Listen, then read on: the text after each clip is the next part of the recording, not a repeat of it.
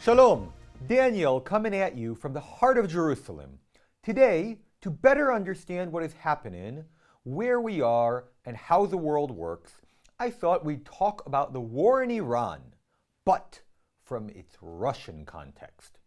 Is it good or bad for Moscow? I'll tell you right now, there's no unequivocal answer. There are pros and cons, and today we'll look into both.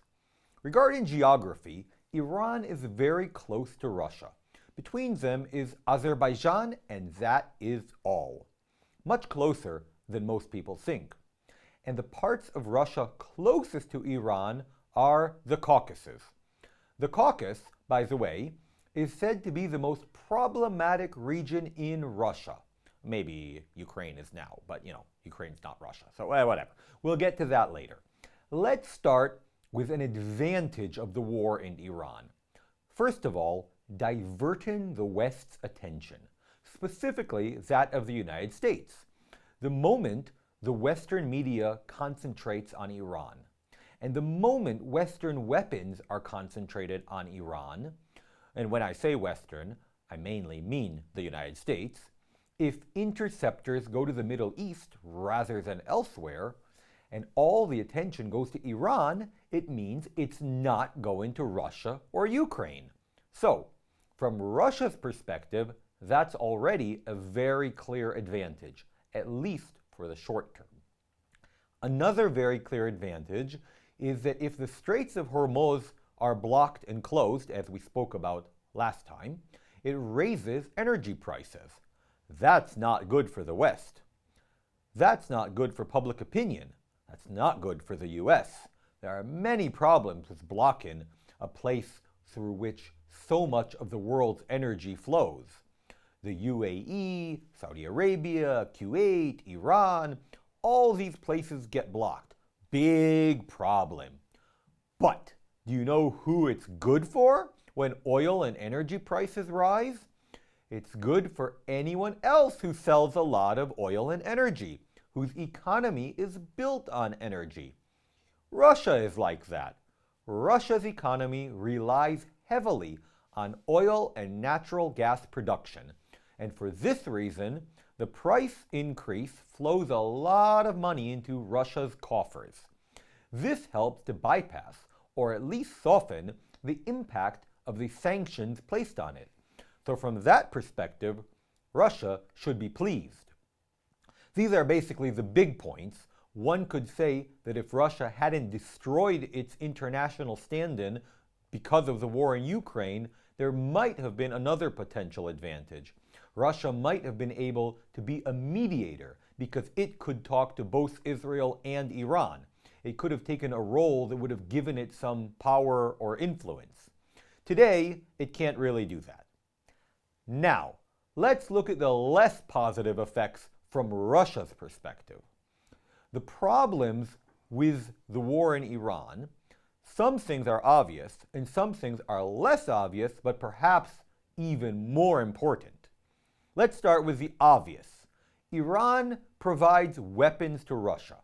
Weapons Russia needs in its war against Ukraine. This is something people refuse to understand or don't like to hear, but generally, a country is rarely able to produce all the weapons it needs when it's in a state of war. Think about it. We have a weapons industry, and it works all the time, both in peace and in war. And we fill our warehouses. But then, when war breaks out, the warehouses empty very, very quickly. Usually much faster than they can be refilled. Now, if you want to refill them faster, you have to invest a lot in it all the time, and your citizens will feel it. For this reason, there are alliances in the world, friendships, and arms deals. Say this country is at war, and another country is at peace. The peaceful one sells weapons to the one at war. And when the situation flips, then they switch and they sell to the other one. Russia was buying weapons from Iran, mainly drones and missiles. Now, if A, Iran needs those weapons for itself, suddenly Russia isn't going to be able to buy them. And B, even if the war ends tomorrow, if the Iranian weapons industry were destroyed, it would essentially hit the supply chain that is supposed to reach Russia. In other words, it hurts Russia's ability to fight because Russia cannot renew its munitions fast enough. Let's look at another very problematic twist for Russia, something fewer people might talk about. There is a trade route between India and Russia through Iran and Azerbaijan. This is a very important trade route for Russia. They invested a lot of capital, money, and energy into it. And they are also quite dependent on it. If we're talking about a war in Iran that destroys these infrastructures, like the port at Khandabahar, then that route is no longer functioning. Which is also good for Israel, because if India doesn't move goods through there, maybe it will move goods through Israel and the port of Haifa via the United Arab Emirates. Regardless, if these infrastructures are hit, it would very much hurt one of Russia's major trade routes.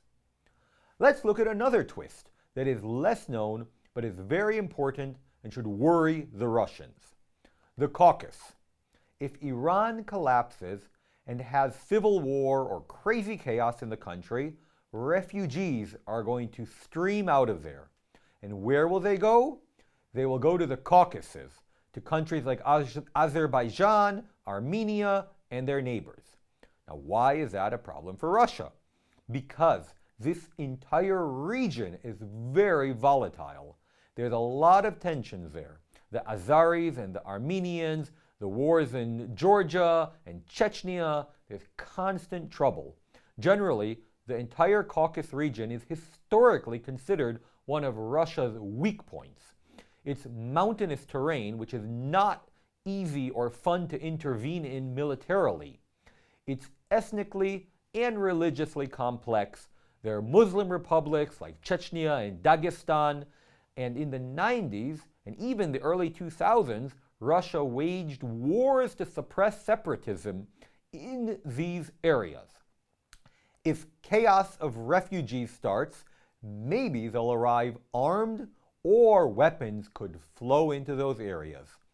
That is not good for Russia. Russia needs quiet in this region because, as mentioned, it is one of Russia's vulnerabilities. Not only that, this entire region is critical for energy transfer, as Israel knows, because we get a lot of our oil from this area, from Azerbaijan through Turkey to Israel. This is an area we don't want to ignite because of a collapse in Iran, and the Russians certainly don't want it. Russia finds itself in a classic be careful what you wish for scenario. Short-term gains in oil and distractions are weighed against long-term chaos on their borders. If the Caucus ignites, no amount of expensive oil will save Moscow from the domestic fallout. Thanks for watching. Next time, we'll talk about the Iran war from China's perspective. So join us, like, click the bell button, share, and if you have anything to add, comment respectfully below. Shalom, and God bless you all.